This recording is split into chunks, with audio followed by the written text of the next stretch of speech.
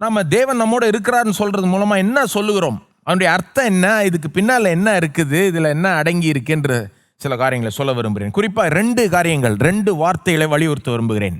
தேவன் நம்மோட இருக்கிறான்னு சொல்கிறோம்ல, அப்படின்னா என்ன, அதில் என்ன இருக்குது, அதில் என்ன அடங்கி இருக்குது, 2 காரியங்கள் இன்றைக்கி நான் உங்களுக்கு ஞாபகப்படுத்துகிறேன்.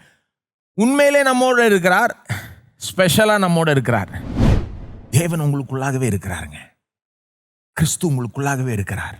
ஆவியானவர் உங்களுக்குள்ளாகவே இருக்கிறார்.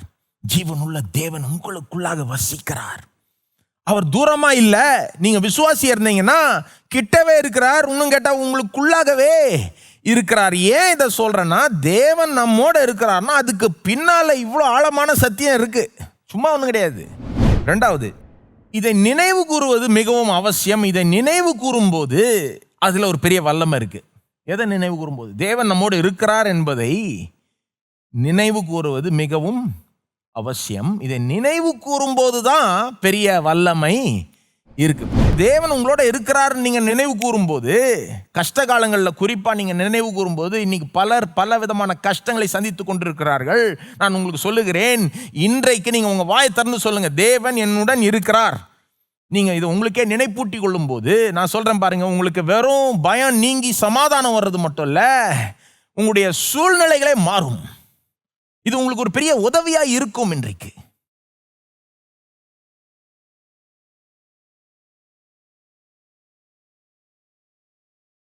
ஏன் தேவன் உங்களோட இருந்தார்னா உங்களுக்கு உதவி செய்யாம இருக்க மாட்டாருங்க.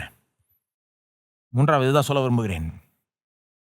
தேவன் உங்களோட இருந்தார்னா உங்களுக்கு உதவி செய்யாம இருக்க மாட்டாரு. இன்னைக்கு பலருக்கு பல விதமான உதவிகள் தேவை. உங்களை பார்த்து தான் நான் பேசுகிறேனுங்க. உங்களுக்கு உதவி தேவைன்றதை காட்டிலும் முதல்ல என்ன தெரியுமா தேவை, தேவன் உங்களோட இருக்கிறார் என்ற நினைவுங்க. தேவன் என்னோட இருக்கிறார் முதல்ல வாய் திறந்து சொல்லுங்க.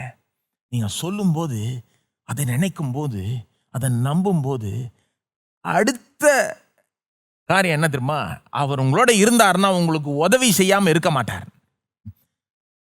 இப்படிப்பட்ட தேவன் அவர் எப்படிப்பட்ட தேவன்னா, ஒருத்தர் கூட இருந்தார்னா நிச்சயம் உதவி செய்வார்.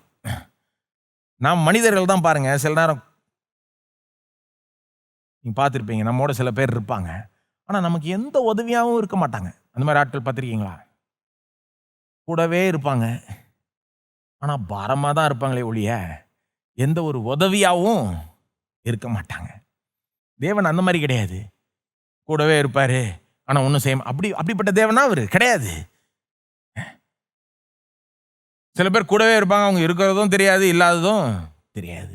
அப்படிப்பட்ட தேவனா அவரு கிடையாதுங்க. அவர் இருந்தா நிச்சயம் உதவி செய்வார். அவர் அப்படிப்பட்ட தேவன் தான். அவருடைய சுவாபமே அப்படிப்பட்ட ஒரு சுவாபம்.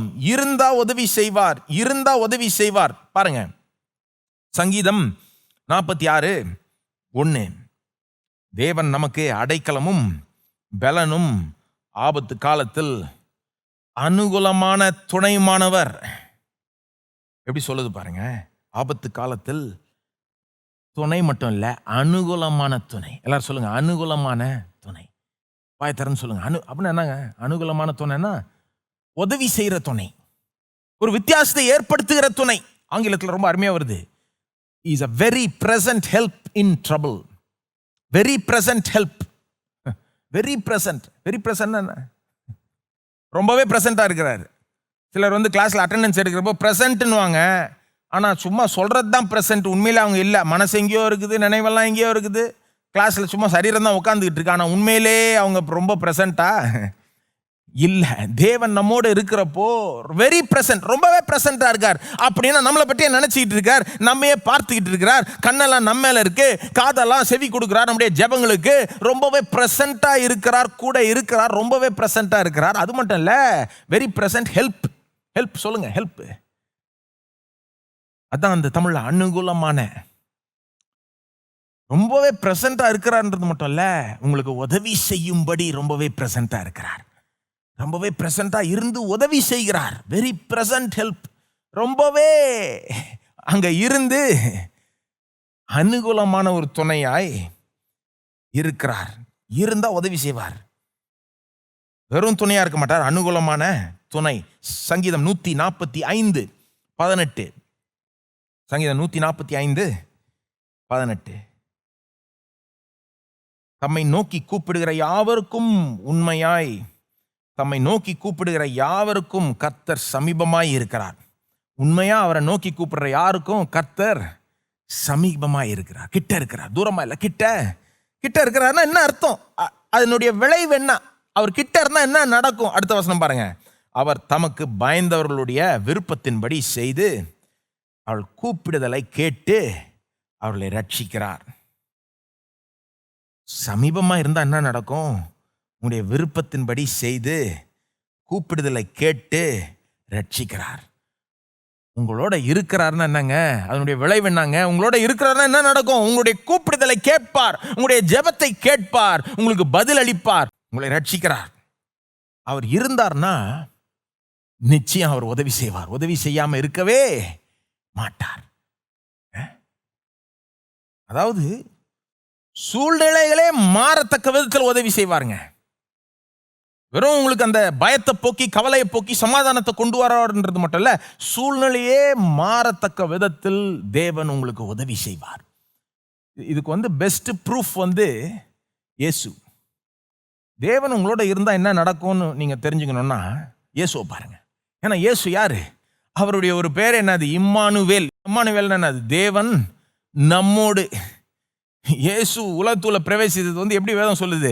தேவன் நம்மோடு இருக்கிறார். இம்மானுவேல் பிறந்திருக்கிறார்.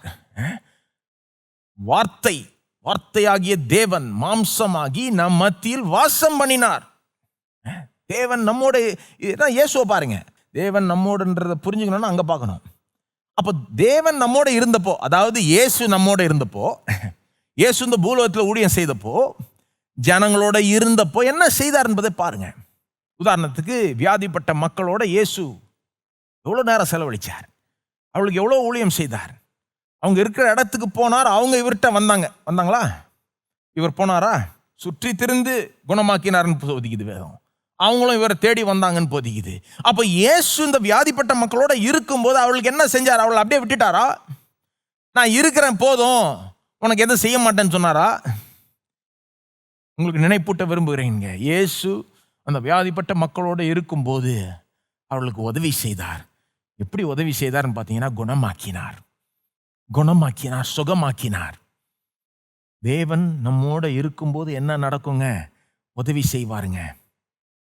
இயேசு என்னங்க செய்தார்? வியாதியஸ்தரை குணமாக்கினார். ஏன் சொல்றேன் பாருங்க, இன்னைக்கு ஒருவேளை நீங்க வியாதிப்பட்டு இருக்கலாம். எத்தனையோ பேர் வியாதிப்பட்டு இருக்கிறார்கள். எவ்வளவு மோசமாக கூட இருக்கலாம் அந்த வியாதி. நீங்க நம்புங்க, தேவன் உங்களோட இருக்கிறார். வாய் திறந்து சொல்லுங்க, தேவன் என்னோட இருக்கிறார், இயேசு என்னோட இருக்கிறார். அன்னைக்கு பூமியில நடந்து ஊழியம் செய்த அதே இயேசு இன்றைக்கு உயிரோடு இருக்கிறார். உங்களுக்குள்ளாகவே இருக்கிறார், உங்களுக்குள்ளாகவே ஜீவிக்கிறார். அதே இயேசுங்க, அதே இயேசு, நேற்றும் இன்றும் என்றும் மாறாத இயேசு உங்களோட இருக்கிறார்னா இன்னைக்கு உங்களுக்கு உதவி செய்வாருங்க. எப்படி உதவி செய்வார்? உங்களை குணமாக்குவார். நீங்க வாய் திறந்து சொல்லுங்க, இயேசுவே நீர் என்னோட இருக்கிறீர், இயேசுவே நீர் என்னோட இருக்கிறீர், நிச்சயம் எனக்கு உதவி செய்வீர், செய்யாம இருக்க மாட்டீர், என்னை குணமாக்குவீராக, என்னை சுகமாக்குவீராக, முற்றிலும் சுகமாக்குவீராக. வாய் திறந்து சொல்லுங்க. எவ்வளவு பெரிய வியாதியா இருந்தாலும் இயேசுக்கு முன்னால் அது பணிய வேண்டும். எல்லா நாமத்துக்கு மேலான நாமம் இயேசுக்கு முன்பாக எல்லா நாமங்களும் வியாதிகளும் பணியும். நீங்க சொல்லுங்க, நீங்க விசுவாசிங்க. இயேசு பெரிய ப்ரூஃப் பாருங்க. தேவன் நம்மோடு இருந்தா சும்மா விட மாட்டாரு, உதவி செய்யாம இருக்க மாட்டார் என்பதற்கு இயேசு ஒரு பெரிய ப்ரூஃப். இன்னொரு ப்ரூஃப் சொல்றேன், ஆவியானவர். நான் சொன்னல, ஆவியானவர் நமக்குள்ளாக வசிக்கிறார். நமக்கு எல்லாருக்குமே தெரியும் இது. ஆனா அந்த ஆவியானவருக்கு கொடுக்கப்படுற முக்கியமான ஒரு பேர், இயேசு ஆவியானவர் எப்படி அழைக்கிறார்? யோவான் 14:15-16 இயேசுவே ஆவியானவர் பற்றி போதிக்கிறார். நான் வேண்டிக் கொள்றேன், பிதா உங்களுக்கு இன்னொரு தேற்றரவாளனை கொடுக்கும்படி வேண்டிக் கொள்றேன், அவர் வருவார், உங்களுக்குள்ளாக வசிப்பார்ல சொல்றார்ல இயேசு. இன்னொரு தேற்றரவாளன் தமிழ்ல வருது, ஐ வில் சென்ட் அனதர், ஆங்கிலத்தில் ஹெல்ப்பர். பல ஆங்கில மொழிபெயர்ப்பு வாசித்தீங்கன்னா அந்த ஆவியானவரை இயேசு அழைக்கிற விதம் தமிழ்ல தேற்றரவாளன் வருதுல்ல, பல ஆங்கில மொழிபெயர்ப்புல எப்படி வருது? ஹெல்ப்பர். ஏன்னு பார்த்தீங்கன்னா, ஆவியானவர் அங்க பயன்படுத்தப்பட்ட வார்த்தை, கிரேக்க மொழியில பயன்படுத்தப்பட்ட வார்த்தை வெறும் தேற்றுகிறார்ன்றது மட்டும் இல்ல, அந்த வார்த்தை எப்படிப்பட்ட வார்த்தையா? பலவிதமான உதவிகளையும் கூடவே இருந்து செய்கிறவர். அந்த வார்த்தையினுடைய அர்த்தம் அதான், பாராக்ளீட். அர்த்தம் கூடவே இருந்து பலவிதமான உதவிகளை செய்கிறவர். ஆனால் தான் பல ஆங்கில மொழிபெயர்ப்பு பொதுவா மொழிபெயர்த்துட்டாங்க ஹெல்ப்பர். பொதுவா எந்த விதமான ஹெல்ப்பும் கூடவே இருந்து ஹெல்ப் செய்கிறவர். பலவிதமான ஹெல்ப். தேற்றுவார், பலப்படுத்துவார், ஆலோசனை கொடுப்பார், சத்தியத்துக்குள்ள நடத்துவார், உணர்த்துவார், பல காரியங்களை செய்கிறார். பலவிதமான ஹெல்ப்பர். அப்போ ஆவியானவருடைய பெயரை உங்களுக்குள்ளாக இருக்கிற தேவன், ஆவியானவர், திருத்துவத்தின் மூன்றாம் நபருடைய பெயரே என்னது? ஹெல்ப்பர். அவர் சும்மா உட்காந்துட்டு இருப்பாரு? கிடையாதுங்க. உங்களுக்கு ஹெல்ப் செய்யும்படி இருக்கிறாருங்க. உங்களுக்குள்ள உங்களுக்கு உதவி செய்யும்படி உங்களோட இருக்கிறார். நீங்க நம்புங்க, ஆவியானவர் எனக்குள்ள இருக்கிறார், எனக்கு உதவி செய்கிறவராய் இருக்கிறார்.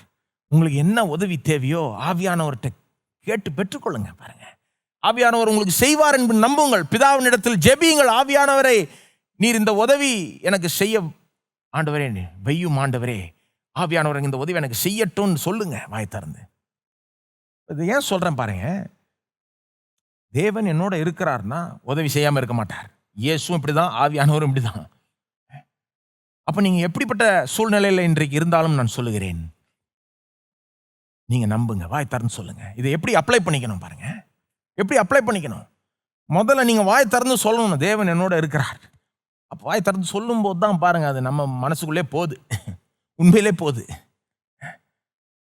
இல்லைன்னா அப்படியே நினைச்சிட்டு போயிடுவோம் பாருங்க, ஒரு பாசிங் தாட்டா போயிடும்.